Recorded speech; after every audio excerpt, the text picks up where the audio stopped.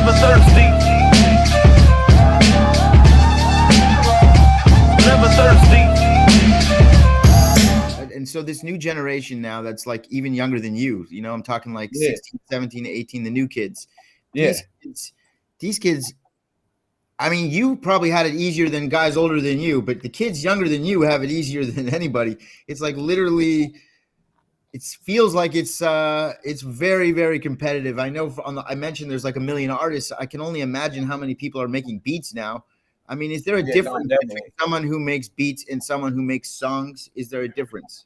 Yeah, there's a big difference in people who make beats and music producers. Music producers are producing actual records, so they're actually going to whatever length they got to do to be able to get this record to sound how it needs to sound the best way, so it can be able to get out to the people.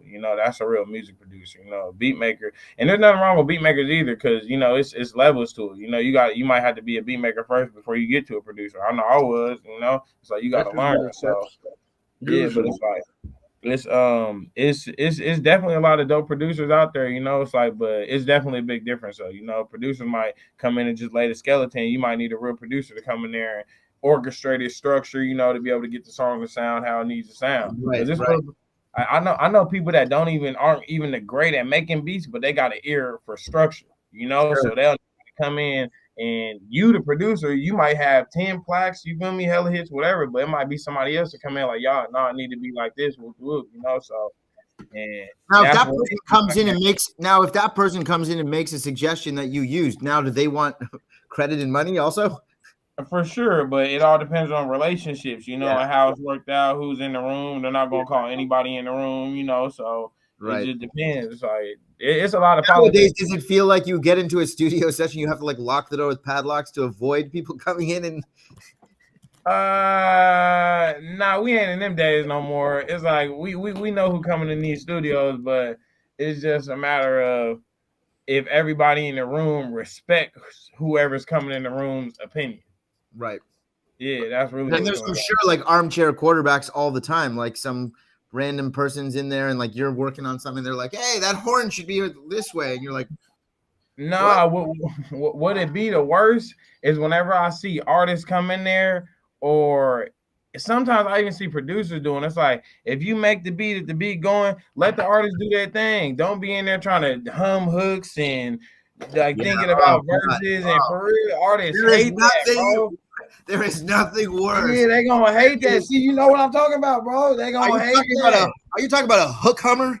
Bro, listen, the beat gonna no room for hook hummers. Bro, they trying to show they full talents, man. The floor is on the floor, like for real. They trying to show everything. They like, I can write hooks, everything for you, bro. Like, you're not coming to my session. Let them do their thing. You did your part. Let them do their 50%.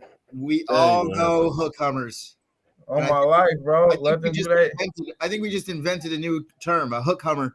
It's hook hummers, bro. The hook hummers over here, like people in the back going like, man, take your ass out the studio, bro. Let us finish this. We gonna call you back in when we got this. Go play ping pong.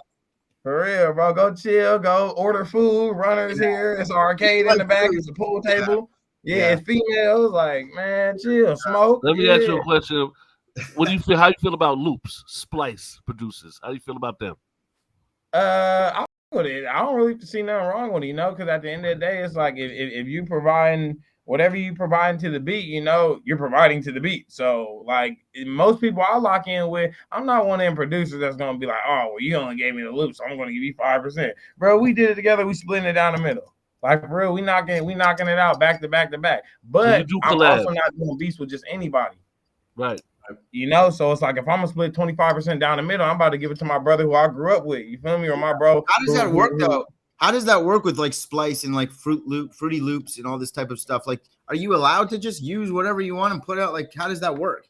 Splice, I know that they're royalty free. You gotta just pay. Like it's like a monthly thing to just pay. But a lot of people just be flipping loops, bro, that you can't even tell like who it is nowadays. Right. Like that's honestly that's when the real producing comes in. If you can flip that, then you're real, that's when your genius card kind of come out, because now you know the game, you know how to make this sound different so that nobody gets in trouble. It's like it's a real game to that, but. So before we wrap up, who's the GOAT of Sacktown? Who's like the big artist out of Sacktown. I mean, I know the whole majority of the world know Mozzie holding it down, you know, but it's a lot of dope upcoming artists coming out of Sacramento. Like Sacramento is it's a lot of talent coming out of Sacramento. It's always been talent coming out of Sacramento. Like, we definitely got our still own there, or you're out of there now? I've been out of Sacramento for a couple of years, but I always go back and forth. You know, I never leave the city. Like, I'm actually going back there on the 20th for a show. Blue Bucks and Bino got a show out there. So nice. Whenever like any artist I work with touch down the city, you know, I always go show face, make sure everybody's, you know, in rooms, make sure everybody get FaceTime with everybody, make sure you know it's love. No, I love it. Listen, man, I think that this is great. I'm so happy that we got a chance to meet. And I think, listen, we do this show all the time. If you ever want to come back and just shoot with each other again, I think we have probably a ton more to talk about, and why not? So you should keep us posted on stuff. You ever want to promote anything, or just, you know, you have a story you want to tell, we are here to listen.